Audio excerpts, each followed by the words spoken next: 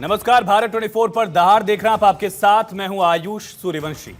कहते हैं निजाम बदलता है तो तौर तरीके भी बदल जाते हैं, रस्मों रिवाज और कायदे कानून भी बदलते हैं। 2 सदियों तक अंग्रेजों का गुलाम रहने के बाद हमारे देश को आजादी मिली, लेकिन 200 साल की गुलामी के बाद भी आजादी के 70-75 सालों तक कई ऐसे कानून भारत में चलते रहे जो अंग्रेजों की निशानी थे। आज पीएम मोदी ने इसी मुद्दे को उठाया और एक कॉन्क्लेव में प्रधानमंत्री मोदी ने ड्रामेटिक परफॉर्मेंस एक्ट की बात उठाते हुए कहा कि 150 साल पहले अंग्रेजों ने अपने खिलाफ उठने वाली आवाजों को दबाने के लिए इस कानून को बनाया, जिसको आजादी के 75 साल बाद देश झेलता रहा। यह ऐसा कानून था जिसमें एक साथ 10 लोगों को सार्वजनिक जगहों पर ड्रामेटिक परफॉर्मेंस की इजाजत नहीं थी, यानी नुक्कड़ नाटक भी नहीं कर सकते थे। आसान भाषा में मतलब ये भी है कि अगर किसी शादी में भी अगर 10 लोग एक साथ डांस कर रहे हैं तो पुलिस के पास सबको गिरफ्तार करने तक का अधिकार था। और आजादी के 75 साल बाद सरकार ने इस कानून को अब खत्म किया। लेकिन आज जब पीएम मोदी ने इस मुद्दे को उठाया तो साथ ही सवाल उठता है, आजादी के बाद बार बार पीआईएल का हथियार उठाने वालों ने भी तमाम इस तरह के जो कानून थे उससे मुंह क्यों फेरा हुआ था। आजादी के सेलेक्टिव अप्रोच को आज पीएम मोदी ने एक्सपोज किया। पीएम मोदी का इशारा उस लुटियन जमात पर था जो शोर तो बहुत मचाती है, लेकिन गुलामी की सोच तले आज भी दबी हुई नजर आती है। तो आज की दहाड़ शुरू करें उससे पहले आज के सवालों का रुख करते हैं, जिनके इर्द गिर्द ये चर्चा रहने वाली है। सबसे अहम सवाल, मोदी का सीधा प्रहार, पीआईएल का कौन ठेकेदार, कानून के नाम पर टॉर्चर, क्या मौन रहे जानबूझकर, आजादी पर सिलेक्टिव अप्रोच कैसे हुई एक्सपोज, खान मार्केट से लुटियंस तक कौन कौन टारगेट पर, अंग्रेजों के एक्ट का सहारा, पीएम मोदी का क्या इशारा, इन तमाम सवालों का जवाब जानने की कोशिश करेंगे। हमारे साथ खास मेहमान जुड़ गए हैं, उनका तारुफ आपसे करा दें।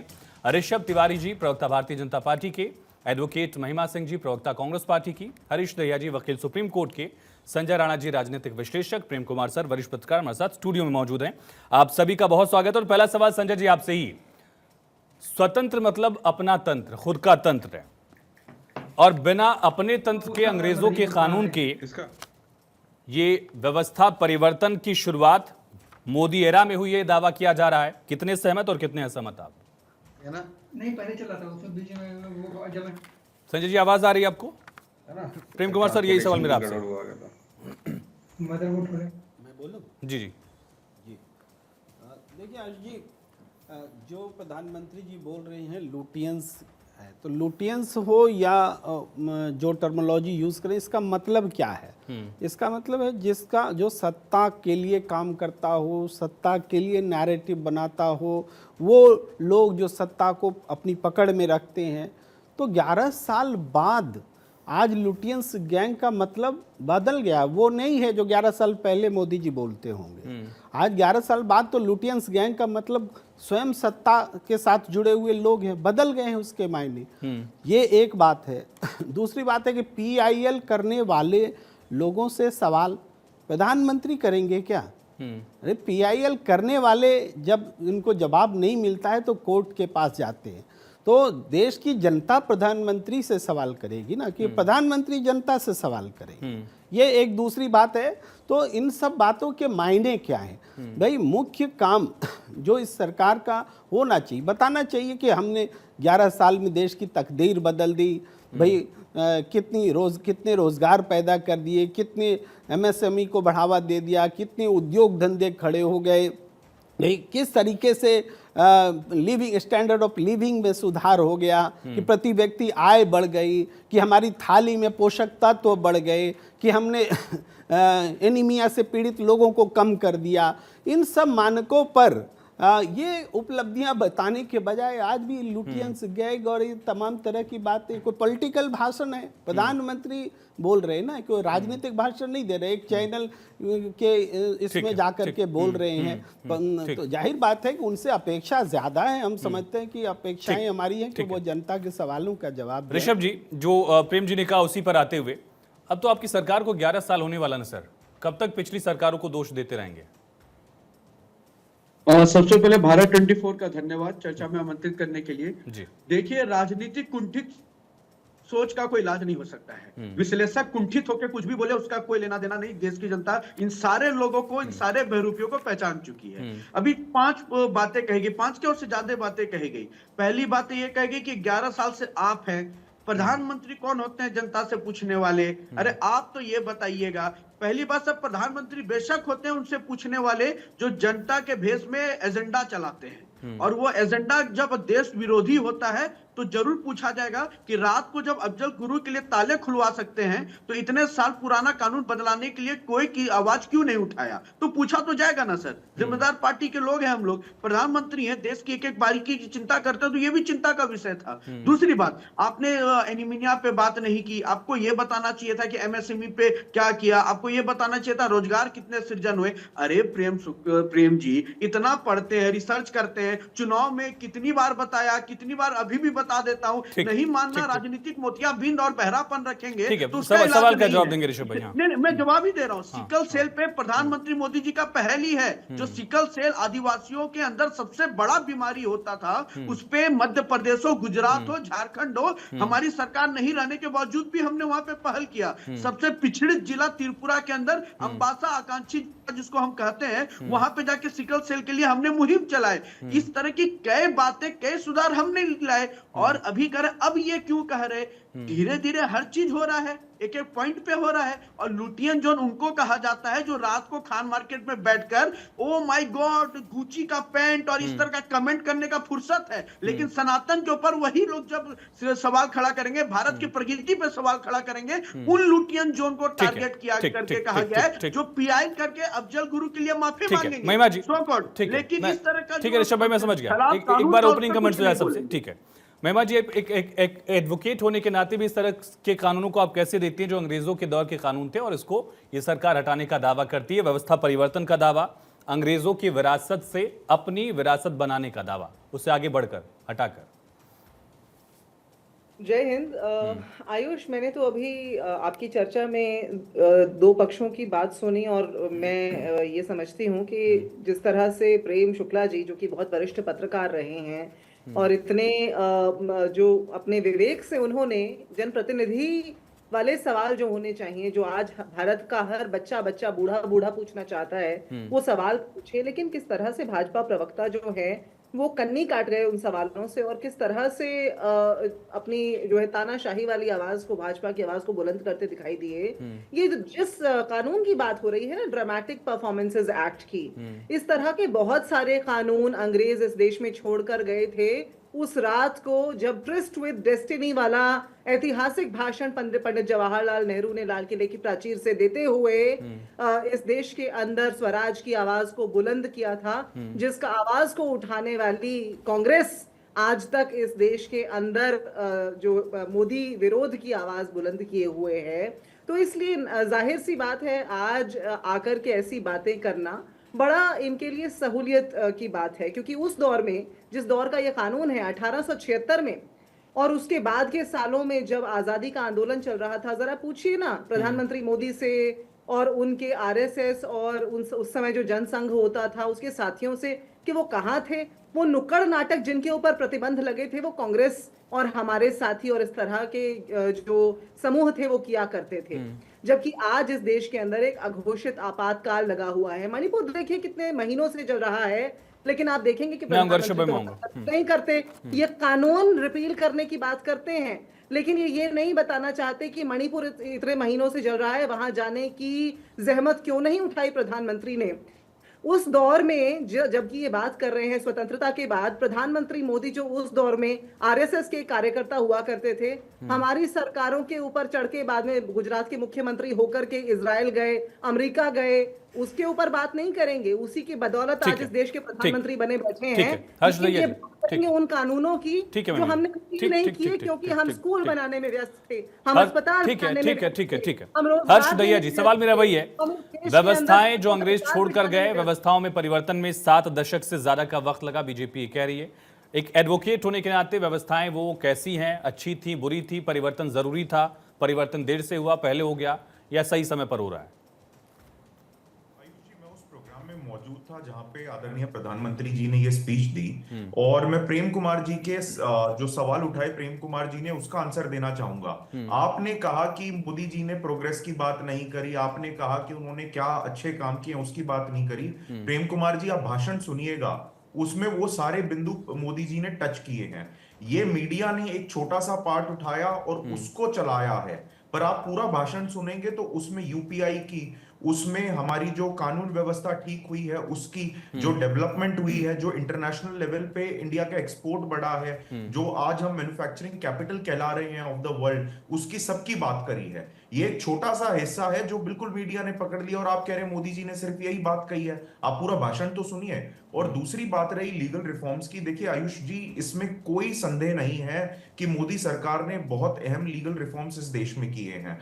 चाहे वो एडवोकेट्स एक्ट में अमेंडमेंट हो गया, चाहे वो हमारा क्रिमिनल लॉ को पूरा का पूरा नया लेके आना, और अंग्रेजों के जमाने के जो लॉज चल रहे थे उनको क्या कहते हैं अबॉलिश करना और उनको रिपील करना, वो काफी एक काम मोदी सरकार ने किया है। तो लीगल रिफॉर्म्स में कोई भी नहीं कह सकता कि इससे पहले किसी भी सरकार ने इतने बड़े काम किए हों। चाहे आप 370 हटाने की बात देखिए, 370 किस सरकार ने हटाया? क्यों पहले की सरकार नहीं हटा पाई? क्यों जम्मू कश्मीर को देश में इंटीग्रेट नहीं किया गया? और देखिए इस भाषण से मोदी जी का जो जवाब था वो क्लियर था।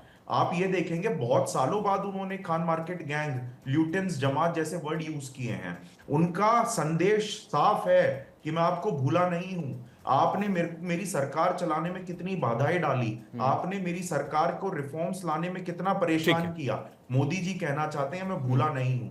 और इसको आप इंटरनेशनल लेवल पे देखिए, जिस तरीके से हम, मैंने पहले भी प्रेडिक्शन करी थी, जब बाइडेन सरकार गई और जब ये यूएस एड का पूरा वो बंद हुआ, अब देश में ये जो लेफ्ट की ताकतें हैं ये कमजोर पड़ रही हैं। और मोदी जी का भी प्रहार उन पे ही था कि तुम्हारे क्या कहते हैं जिनसे फंडिंग लेते थे, यूएस एड से तुम फंडिंग लेते थे, वो अब जा चुकी है। अब तुम्हें देश के तंत्र को, देश की सरकार को, देश की कानून व्यवस्था को जवाब देना पड़ेगा। संजय राणा जी, कई ऐसे मुद्दे रहे जिस पर मैं आऊंगा, महिमा जी आऊंगा, एक कमेंट हो जाए सबसे। कई ऐसे मुद्दे रहे जिस पर हमने देखा कि सरकार ने स्टेप लिए और उस पर मामला कोर्ट तक पहुंचा, किसी ने चैलेंज किया। Khan market gang, Lutyens gang से पीएम का इशारा किस तरफ था? व्यवस्था परिवर्तन को लेकर स्थिति, जरूरत कब आन पड़ी इस परिवर्तन के लिए? संजय जी अनम्यूट करिएगा प्लीज एक बार। हाँ बोलिए। Good evening to my fellow. जी जी आवाज आ रही है? हाँ मेरी आवाज इको करी, थोड़ा सा करा दीजिए। मैं सही कराता हूं। देखिए ऐसा है कि जब रिफॉर्म की बात होती है तो देश की आजादी, जैसे आजाद हुआ था देश, उसके बाद रिफॉर्मेशन चालू हो जाना चाहिए, चाहे कोई भी चीज हो। लेकिन आपको याद होगा कि देश 1947 में आजाद हुआ तो 1956 तक हमारा चीफ ऑफ नेवल स्टाफ जो था वो विदेशी हुआ करते थे, उसके 55 तक विदेशी थे, उसके बाद इंडियन हुए।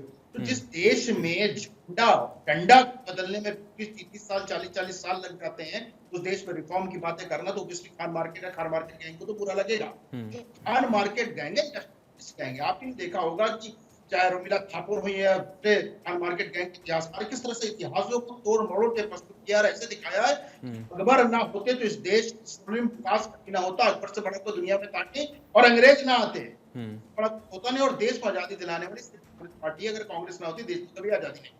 तो इस तरह से इतिहास को पढ़ा गया, इस तरह से हमारे दिमाग में कुछ को भरा गया। रिफॉर्म हमेशा किसी भी देश अगर डेवलपमेंट होना है तो रिफॉर्म करना बहुत जरूरी होता है, और रिफॉर्म हुए हैं। 2001 का आप देख लीजिए, जिसमें हमें अपने झंडे को बदलना हो, जिसको मैं देवी के झंडे की बात कर रहा हूँ, उसको बदलना 2001 में बदला गया। 1950 में, 1951, 1952, 53 कभी भी कर सकते थे, लेकिन उन्होंने नहीं किया। तो आज तो उनको बुरा लगेगा, और इस चीज को समझ नहीं आता, वरिष्ठ पत्रकार हो या वरिष्ठ नेता हो, तो ये देखना चाहिए जो अच्छी चीज है उसको लिखना चाहिए, जो चीज है जो जिसमें कहीं चर्चा होनी चाहिए, जिसमें त्रुटि निकालनी चाहिए, उसमें त्रुटि निकाले। लेकिन सिर्फ विरोधाभास मोदी से विरोध है, इस बात को लेके बैठ जाते हैं। ये बताइए कि हम तो प्रश्न सबसे पूछे, चलिए छोड़ दीजिए 10 साल 15 साल का कार्यकाल, 2010 तक क्यों नहीं रिफॉर्म कर दिया? रिफॉर्म की जरूरत नहीं थी। हम तो कहते हैं दलितों की बात करते हैं, तो संविधान की बात करते हैं, दलितों का मंडल कमीशन क्यों नहीं लागू किया गया? 1980 में रहे थे क्या सब लोग? तो हर मुद्दे को आप किसी के मुद्दे को उठा के लीजिए, ये विरोधाभास आते हैं। अभी लोग मणिपुर बहुत चिल्ला रहे हैं। मैं 30 सेकंड में अपनी बात खत्म कर रहा हूं। मणिपुर की चर्चा कर, ये बताइए मणिपुर में तकरीबन 60,000 हिंदू स्थापित हुए, तकरीबन 10 महिलाओं के साथ रेप हो, उसको चर्चा नहीं। 2 महिलाओं को नग्न घुमा दिया गया, पूरा कांग्रेस खड़ा हो जाता है। उसके पीछे कारण क्या है? कहीं ना कहीं हुआ था जो आपको पता, टेक्सास कैसे नागालैंड और का चल रहा है, मणिपुर में क्या है और कब से चला रहा है। माया जाल है, माया जाल तोड़ा जाएगा तो कहीं का छठा। ठीक है महिमा जी, मैं आप ही की बात से आगे सवाल आपसे पूछता। आपने खुद कहा कि कांग्रेस के कार्यकर्ताओं ने जब प्रदर्शन किया, नुक्कड़ नाटक के जरिए अवेयरनेस लाने की कोशिश की, आज़ादी की मुहिम को आगे बढ़ाने की कोशिश की, मैं ऋषभ भाई आऊंगा, तो उनको गिरफ्तारियां देनी पड़ी। अब अगर कांग्रेस कार्यकर्ता ही वो दंश झेल रहे थे तो उस कानून को आपको सबसे पहले हटाना चाहिए था कि आज़ादी में एक अड़ंगा था वो। वैसे व्यवस्था परिवर्तन या रिफॉर्म्स आपकी सरकार क्यों नहीं ले आ पाई? दूसरा सवाल ये भी है कि चाहे वो 370 की बात की जाए, ट्रिपल तलाक की बात की जाए, यूसीसी की बात की जाए, जो संविधान सम्मत जो भी फैसले हो रहे हैं या सरकार कहती है कि होने हैं, उस पर विरोध की जरूरत क्यों है? क्या वो रिफॉर्म पहले नहीं होने चाहिए थे? इसका कैसे विरोध हो सकता है? महिमा जी। देखिए आयुष, जब एक बहुत बड़ी बिल्डिंग बनाई जाती है ना, तो सबसे पहले नींव खोदी जाती है, फिर उसके बाद नींव ईंट करके रखी जाती है और तब जाके एक बड़ी इमारत खड़ी होती है। अभी ये बहुत अच्छा याद दिलाया। अभी वैसे तो भाजपा के प्रवक्ता का शुक्रिया है, उन्होंने थोड़ी देर पहले बता दिया कि विश्लेषक के तौर पे आजकल कैसे लोग बैठे होते हैं। शुरुआत में वरिष्ठ पत्रकार को वो विश्लेषक बोल गए, लेकिन उसी एवज में वो बता गए हमें कि ठीक, अब मेरे सवाल का जवाब देंगे आप सभी लोग। हाँ, ओपनिंग कमेंट्स हो चुका है। हाँ, दूंगी मैं आपके सवाल का जवाब, लेकिन जिस तरह की बातें यहाँ हुई उससे एक बात तो जाहिर है कि एक संस्था है इस देश में जिसका हेडक्वार्टर नागपुर के अंदर है, जिसकी प्राचीर पर तिरंगे को फहराने में आधी सदी लग गई और उसके ऊपर कोई चर्चा नहीं होती। लेकिन ये चर्चा होगी कि कांग्रेस जब स्कूल बना रही थी, जब पुस्तकालय बना रही थी, जब अस्पताल बना रही थी। चलिए, वो फ्लैग कोड वाला रिफॉर्म मैं पूछ लूंगा ऋषभ जी से, लेकिन मेरा सवाल जो है, जिस कानून से कांग्रेस कार्यकर्ता परेशान हुए, वो कानून बदला क्यों नहीं आपने? आप आइसोलेशन में प्रश्न नहीं पूछ सकते। आपने जो प्रश्न पूछा है ना, जरा उसको हंगर इंडेक्स के साथ रख के पूछिए, जरा उसको प्रेस फ्रीडम इंडेक्स के साथ रख के पूछिए, और ये देखिए कि आज तक के इतिहास में इस देश के अंदर कभी इतने बच्चे भूखे सोए थे क्या जितने आज? ठीक है, मैं सारे सवाल आपके जो भी पॉइंटर्स है मैं ऋषभ से पूछूंगा। मेरे सवाल का जवाब, जिस कानून से कांग्रेस कार्यकर्ता परेशान हुए, उस कानून को आपने क्यों नहीं हटाया 70 साल में? आज के प्रधानमंत्री हमारे जो है ना, नरेंद्र मोदी, वो बोलते हैं कि किसान आंदोलन जीवी हैं। जो आज किसानों को आंदोलन जीवी बोल रहे हैं, जो स्वतंत्रता आंदोलन के समय, महिमा जी, मैं सारे सवाल आपके ऋषभ के सामने रखूंगा, लेकिन मेरा सवाल, जिस कानून से कांग्रेस कार्यकर्ता परेशान हुए, आपने पहली लाइन में कहा, वो कानून आपने क्यों नहीं हटाया? उसकी जरूरत नहीं लगी आपको? आप मेरी लाइन को दोबारा सुनिएगा आयुष। कांग्रेस कार्यकर्ता परेशान हुए कहा क्या मैंने ये कहा कि वैसे भी जब वो कानून था उस समय भाजपा के कार्यकर्ता कहाँ थे? अगर उसका दंश झेला होगा, वो सवाल बीजेपी बताएगी, उसका जवाब बीजेपी देगी। मेरे सवाल का जवाब आप दीजिए ना। वो कानून हटाने की जरूरत नहीं लगी आपको? मैं ये जानना चाह रहा हूँ। ये बताइए आयुष कि उस कानून के तहत कितने लोगों के ऊपर, आप आजादी के बाद का रिकॉर्ड देखिए ना, उस कानून के तहत कितने लोगों को इम्प्लीकेट किया गया। जबकि आज आप देखिए कि बड़े बड़े आईपीएस ऑफिसर, अगर उस कानून के तहत गिरफ्तारी होती तो वो जायज होती या नाजायज होती? आप खुद एक एडवोकेट हैं, ये बताइए, टेक्निकल टर्म मुझे समझाइए, दर्शकों को समझाइए। या अगर नहीं भी थी, अगर वो डेड हो ही चुका था तो हटा ही देते आप लोग। एक मिनट आयुष, आप जरा अभी भाजपा के प्रवक्ता से ये पूछिएगा कि आज आईपीएस ऑफिसर्स, जर्नलिस्ट जेलों के अंदर बंद हैं अपने आरोप सिद्ध हुए बिना। Bail is the exception, jail is the exception होता है, लेकिन आज तो बेल इज द एक्सेप्शन हो गया है इस सरकार के तहत। ठीक है, मैं सारे सवाल पूछूंगा, लेकिन महिमा जी, वो जरूरत क्यों नहीं लगी आपको? वो जरूरत क्यों नहीं लगी? वो कानून खत्म करने की जरूरत क्यों नहीं लगी? बहुत छोटा सा जवाब प्लीज। मैंने आपको बताया ना आयुष, हम ईंट करके इमारत बना रहे थे और ये काम कर नहीं चाहते। पर ये ऋषभ जी, जो महिमा जी ने सवाल उठाया उसका जवाब दीजिए। दूसरा, मुझे ये भी बताइए, ऐसा नहीं है कि सारे कानून अंग्रेजों के आप लोगों ने खत्म कर दिए? पिछले साल पंजाब में जब इंटरनेट बैन की जरूरत आन पड़ी थी, या इंटरनेट बैन किया गया था कई जिलों में, 3 जिलों में शुरुआत 12 फरवरी से लेकर लगभग 16 फरवरी तक, उस समय आपने 1886 के टेलीग्राफ एक्ट को यूज करके इंटरनेट बैन किया था। अभी भी हमारे देश में अंग्रेजों के कानून हैं, उनका इस्तेमाल आपकी सरकार कर रही है। आप पीठ थपथपाइए, ठीक है, लेकिन ऐसे कानून तो है ना अभी। देखिए, मुझे थोड़ा समय दीजिएगा सर। एक बात तो आज देश की जनता के आगे स्पष्ट हो गया कि कांग्रेस के प्रवक्ताओं में लाज शर्म नहीं रह गया है। बहुत सम्मान से कह रहा हूँ। आप आपस में चर्चा मत करिए ऋषभ भाई, प्लीज आपस में चर्चा मत करिए। मेरे सवाल का जवाब दीजिए आप मेरे सवाल का जवाब दीजिए प्लीज। एंकर महोदय, आपके सवाल का जवाब दूंगा, लेकिन चैनल पर बैठ के झूठ कोई प्रवक्ता बोल देगा। ठीक है, किसी को जज मत करिए, आप मेरे सवाल का जवाब दीजिए। दोनों लोगों से मेरी गुजारिश है, प्लीज। ठीक है ऋषभ भाई, बात पूरी करिए, बात पूरी करिए। ठीक है ममता, ठीक है महिमा जी प्लीज, उन्होंने सुना, आप भी सुन लीजिए। हाँ, मैंने एंकर को, ठीक है महिमा जी प्लीज, मेरी गुजारिश है, प्लीज एक बार सुन लीजिए, बोलिए। जी, पहली बात तो ये हंगर इंडेक्स का जो डेटा पेश किया गया सरासर झूठ है। आज देश में भुखमरी कहीं पीछे छूट चुका है, पॉइंट 1। दूसरी बात, जो ये कांग्रेस के लोग जो हमेशा सीना पीटते रहते हैं कि कांग्रेस के कार्यकर्ताओं ने बलिदान दिया और लड़ा, महिमा जी प्लीज, उन्होंने सुना है, उन्होंने सुना, आपको सुनना पड़ेगा। महिमा जी प्लीज, मैं गुजारिश कर रहा हूँ, प्लीज प्लीज प्लीज प्लीज। आपने बोला ना, आपने भी बोला आरएसएस पर सवाल उठाया, बीजेपी पर सवाल उठाया, सरकार पर उठाया, अब उनको बोलने दीजिए, मैं सवाल पूछ रहा हूँ। ये शब्दों को देख ले, वरना मुझे इन शब्दों नहीं का नहीं, उत्तर मैं आपस में आप लोग चर्चा नहीं करेंगे, प्लीज मेरी गुजारिश है, प्लीज नहीं, मैं- अपनी बात पहली बात रखिए, तो ये- अपनी बात रखने पहली के लिए बात किसी को तो ये- चिल्लाने की जरूरत ही नहीं है, किसी और की बारे में बोलने की जरूरत ही नहीं है, फैक्ट रखिए। पहली बात तो ये कि मैं कोई भी अमर्यादित शब्द इस्तेमाल नहीं कर ठीक रहा है, हूं। बोलिए बोलिए बोलिए, मुद्दे पर मुद्दे पर आइए, आपस में चर्चा करिए, बस मुद्दे पर आइए ऋषभ भाई प्लीज। पॉइंट 1, वह हेड केशवराम बलिराम हेडगेवार जी कौन थे? कांग्रेस के ही थे, उन जो हमारे संघ के संस्थापक हैं, लेकिन ये कांग्रेस पार्टी के नहीं थे। देश की जनता को गुमराह करना कांग्रेस बंद कर दे। जो 1947 से पहले कांग्रेस थी वो आजादी के लिए बनाए गए संगठन थी, और उसके बाद बनाई गई पॉलिटिकल पार्टी, वो डिफरेंस है। तो जो भी लोग आजादी में अब मेरा सवाल 1885 86 के टेलीग्राफ, नहीं महिमा जी प्लीज, महिमा जी प्लीज, महिमा जी नहीं, प्लीज प्लीज महिमा जी, आप दोनों एक दूसरे के बारे में नहीं बोलेंगे भाई, प्लीज प्लीज प्लीज प्लीज, नहीं नहीं ऋषभ भाई 1880, सही से डिबेट कर महिमा जी प्लीज, ऋषभ भाई 1886 का टेलीग्राफ एक्ट अब भी यूज क्यों करना पड़ रहा है? हाँ आयुषी, मैं जवाब दे दूं बीच में काउंटर क्वेश्चन? नहीं नहीं, कोई नहीं बोलेगा, आप बोलिए। हाँ ठीक है, कि ये पहले भी सारी बातें जो कही गई मैं उस पर भी जवाब दूंगा और आपके सवाल पे भी जवाब दूंगा। थोड़ा संक्षेप में पहली बात तो ये कि जो पुराने ये एक्ट को लेकर करे कांग्रेस कार्यकर्ताओं के बीच, जो हमारे कई संघ के नेताओं ने बलिदान दे दिया इस देश के लिए, और वंदे मातरम जब स्कूल में कहा गया तो उनको स्कूल से निकाल दिया गया, पढ़ने तक नहीं दिया गया, और ये कहते क्या किया था आरएसएस वालों ने? ठीक है, तो इनको ज्ञान नहीं है, एडवोकेट है, ज्ञान नहीं है। ठीक है, दूसरी बात, मेरे सवाल महिमा जी प्लीज, महिमा जी प्लीज, महिमा जी प्लीज, फिर वो भी बोलेंगे आपके बारे में, यही तक चर्चा हो जाएगी। महिमा जी प्लीज, महिमा जी, मैं आपके पास आ जाऊंगा, इसके बाद आपके पास आ जाऊंगा, आप बोल लीजिएगा, आप काउंटर कर लीजिएगा, उनको एक बार बोल लेने दीजिए। महिमा जी प्लीज, महिमा जी प्लीज, महिमा जी नहीं प्लीज, आप इसके बाद बोल लीजिएगा, इसके बाद बोल लीजिएगा, मैं आपको कह रहा हूं ऋषभ जी बोल लेंगे, उसके बाद आप बोल लीजिएगा, मैं आपको दे दूंगा 1 मिनट का टाइम, प्लीज। लेकिन सुन लीजिए, प्लीज सुन लीजिए, प्लीज सुन लीजिए, अगर वो बोल लेंगे उसके बाद आप बोलेंगे तो आप लोगों की आवाज क्लियर रहेगी।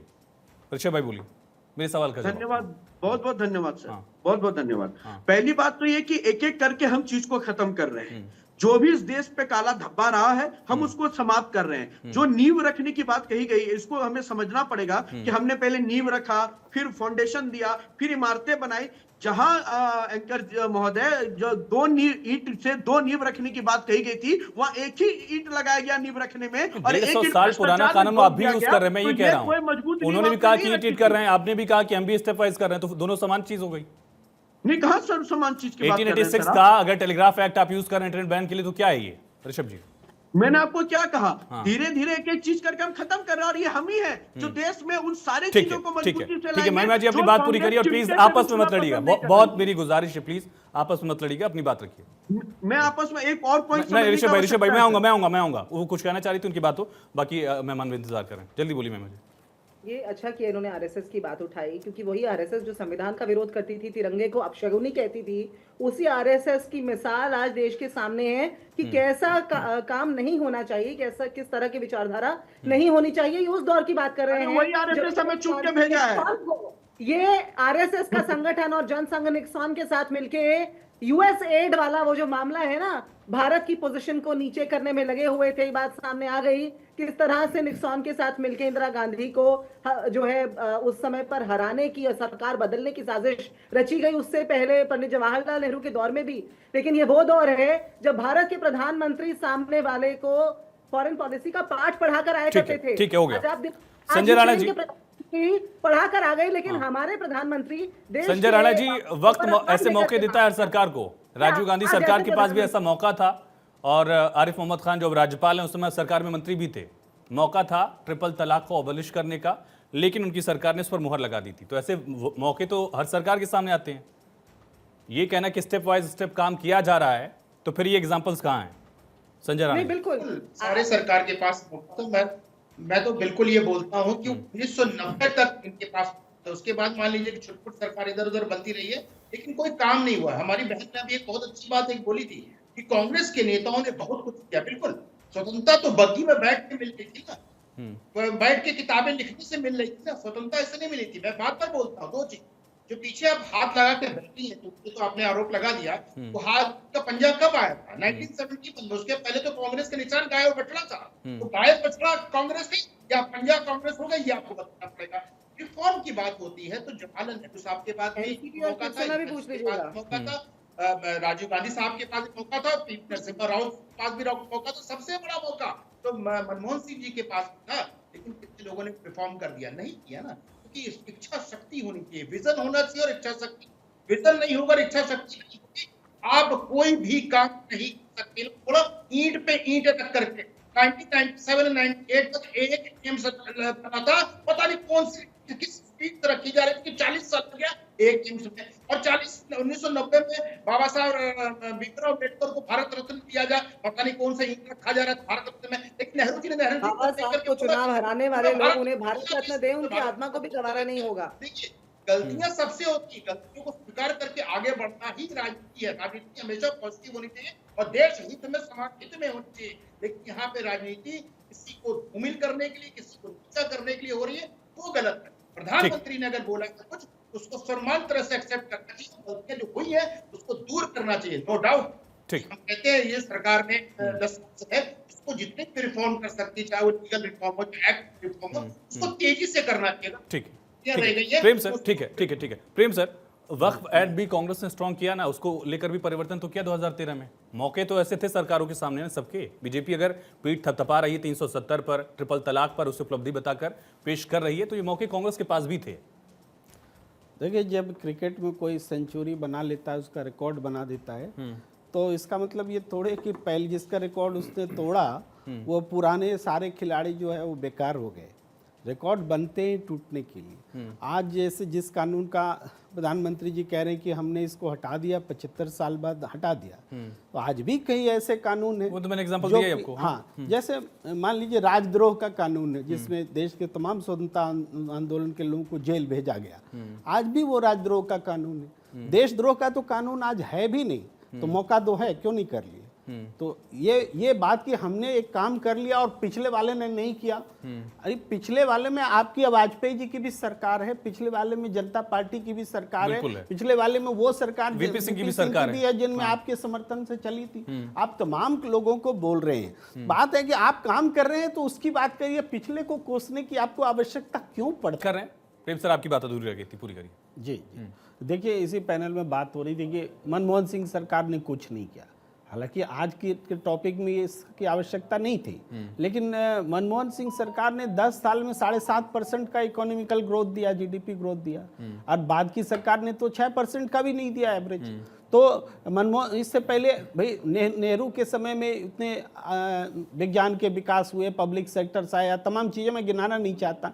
इंदिरा गांधी के भी समय में हरित क्रांति, दूध क्रांति, राजीव गांधी के समय में सूचना क्रांति, वाजपेयी जी के समय में परमाणु शक्ति का दोबारा, इंदिरा गांधी के समय में भी परमाणु विस्फोट हमने किया था। वो हर सरकार की कुछ न कुछ उपलब्धियां रही हैं, और वर्तमान सरकार लेकिन की इंक्लूडिंग बीजेपी की जो भी सरकार रहे, चाहे अटल जी की सरकार रही हो, जैसा आपने बताया कि वीपी सिंह या कोई सरकार जहां बीजेपी ने समर्थन दिया, 77 में मोरारजी देसाई की सरकार भी जनसंघ वाले समर्थन से ही बनी थी, मतलब उनका भी उसमें एक हिस्सेदारी थी। तो ऐसी सरकारों के पास, खास करके जो बहुमत वाली सरकारें थी, उनके पास क्या ये मौका नहीं था कि अंग्रेजों के कानूनों को खत्म किया जाए? ये सवाल अभी भी आपका है कि अभी भी ऐसे कानून को खत्म किए या बदलने की जरूरत है, जैसे टेलीग्राफ एक्ट मैंने बताया। लेकिन उन सरकारों को, इंक्लूडिंग बीजेपी, क्या वो हटना नहीं चाहिए था?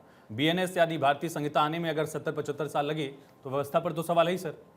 देखिए, जब किसी कानून के कारण ऐसे केसेस सामने आने लगते हैं कि दिक्कत हो, तो उस पर ध्यान जाता है और उसको दूर किया जाता है।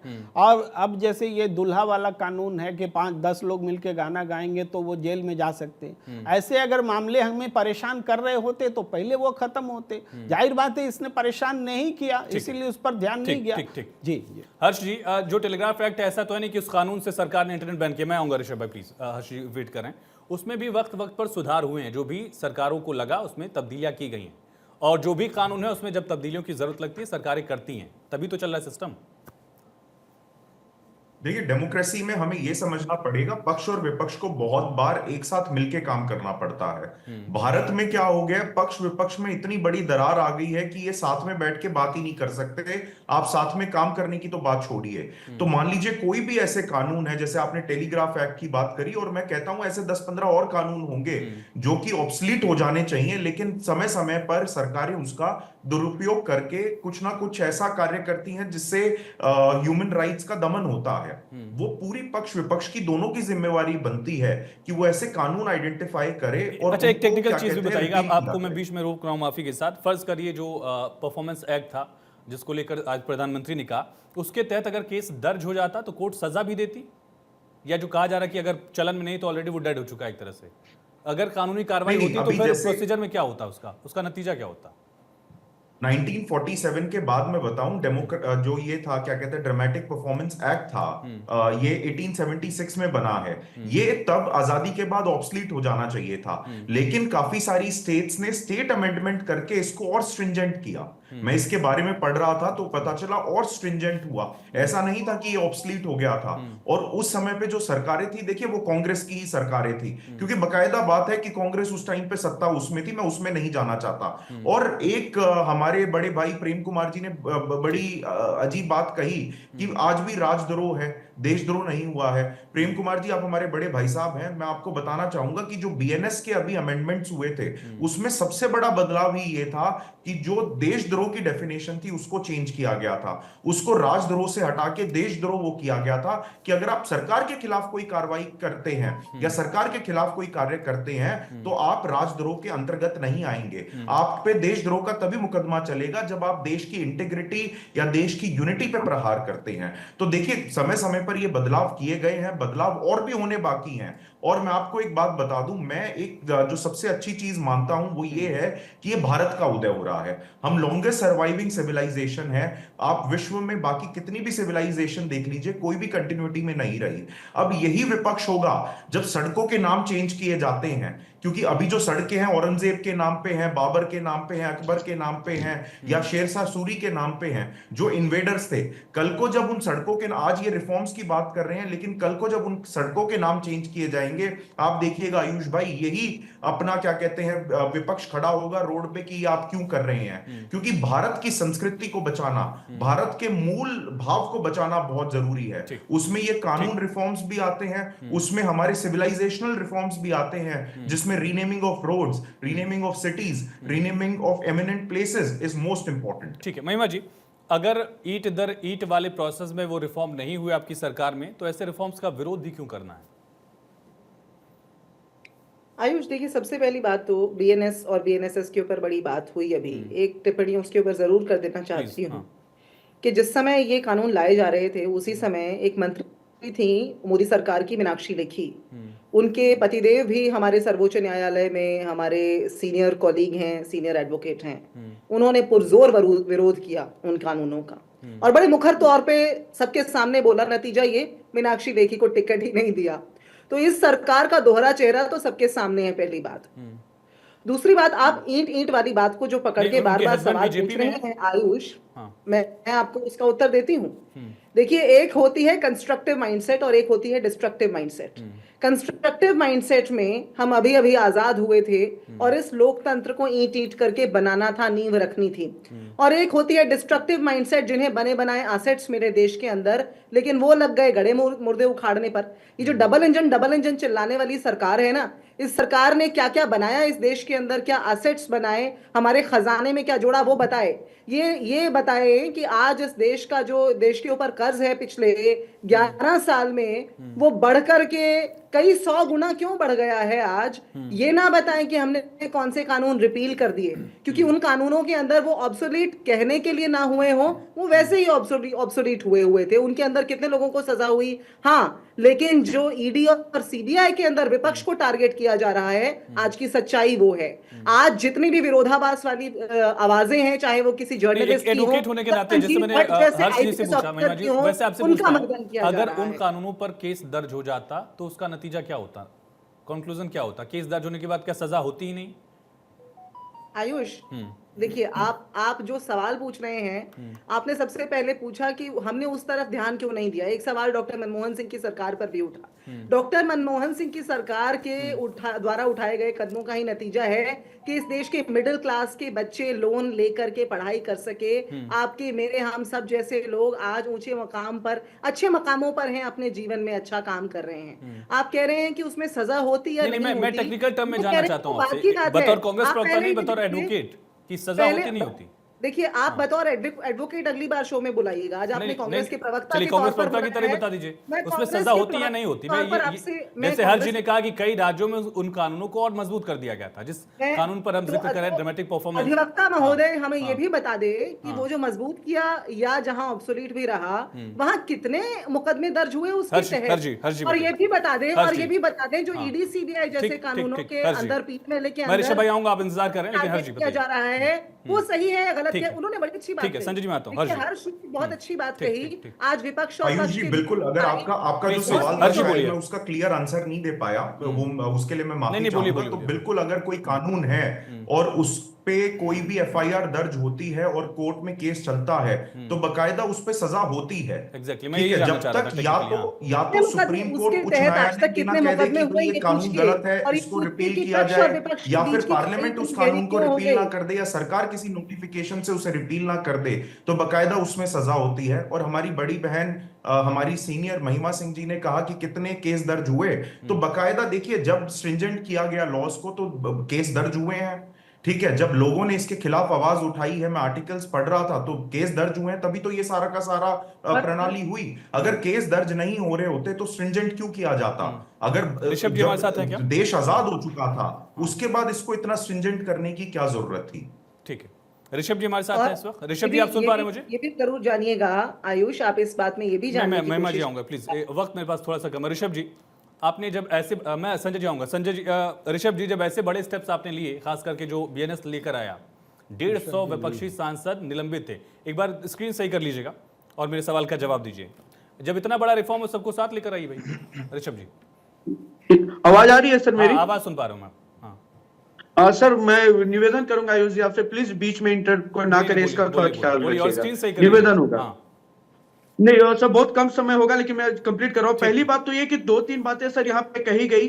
पहली बात है ये कि कंस्ट्रक्टिव और डिस्ट्रक्टिव, बेशक प्रधानमंत्री जी ने संसद के अंदर बकायदा कहा है, ऑन रिकॉर्ड कहा है, सारी सरकार ने अच्छा काम किया है और हम इससे नहीं डिनाई करते। और जब प्रधानमंत्री म्यूजियम बनाने की बात कही जाती है, संग्रहालय बनाने की बात कही जाती है, तो सबसे ज्यादा दर्द किसी को होता है तो कांग्रेस को होता है। उनका कहना है कि वो गांधी परिवार से जो प्रधानमंत्री बनाए उनको ही सम्मान दीजिए, क्वेश्चन वो खड़ा करते हैं। दूसरी बात सर, मैं आपको एक बात स्पष्ट कहता हूं, थोड़ा सा संक्षेप में रखिए जो ऋषभ भाई। यहाँ पे महिमा सिंह जी कह रही है, हाँ। 46 एक्ट ऐसे थे, वकील बैठे यहाँ पे, वो ज्यादा एनालिसिस कर पाएंगे। मैं तो बकायदा आपको जो मेरे नॉलेज में बता रहा हूँ, 46 एक्ट 2014 के बाद संशोधित किए गए यहाँ पे, और वो देश हित के लिए किए गए। चाहे उसमें मुस्लिम मैरिज एक्ट की बात हो महिलाओं के लिए, चाहे एजुकेशन पॉलिसी की बात हो, चाहे सोडियम की बात हो, चाहे हमारे एरोस्पेस की बात हो, संजय जी, चाहे बहुत छोटा सा, ट्रांसपोर्टेशन की बात हो। संजय जी बहुत छोटा सा रिएक्शन, विरासत अपनी हो ज्यादा बेहतर नहीं है क्या ये? बिल्कुल, विरासत अपनी होनी चाहिए, और कानून भी अपने लोगों द्वारा बनाया होना चाहिए, और सबको उसको मानना चाहिए, नंबर 1। लेकिन मैं 2 तथ्य यहाँ पर रखना चाहता हूँ जो बार बार हर टीवी डिबेट में बोला जाता है। हंगर इंडेक्स जर्मनी की एनजीओ इश्यू करती है, और एनजीओ का इश्यू करती है, सबको पता है। वो पाकिस्तान को और अफगानिस्तान को हमसे अच्छा दिखाती है, सबको पता है हम अच्छे कि नहीं है। दूसरा, 5 सेकंड में खत्म, डेट की बात हो रही थी। हमारा जो जीडीपी का डेट है वो 83% है, यूएस का 112% है, जापान का 205% है। ठीक, जब आपको डेट पता नहीं हो, डेट एनालिसिस ठीक है, पता ठीक है, नहीं ठीक हो, है, माफी चाहूंगा संजय जी, वक्त मेरे पास इतना ही है। बहुत शुक्रिया आप सभी का अपनी बात रखने के लिए, इस चर्चा में जुड़ने के लिए। प्रधानमंत्री ने खास करके एक कानून का जिक्र किया। उस कानून के तहत दरअसल ये कहा गया कि 10 लोग अगर किसी शादी में डांस भी कर रहे हैं तो वो भी कानूनन जुर्म था और उस पर सजा भी हो सकती थी। ऐसे कानूनों को हटाया गया, लेकिन अभी भी कुछ ऐसे कानून हैं जिनको हटाए जाने की जरूरत है। ऐसे कानूनों को लेकर रिफॉर्म्स लाए जा रहे हैं।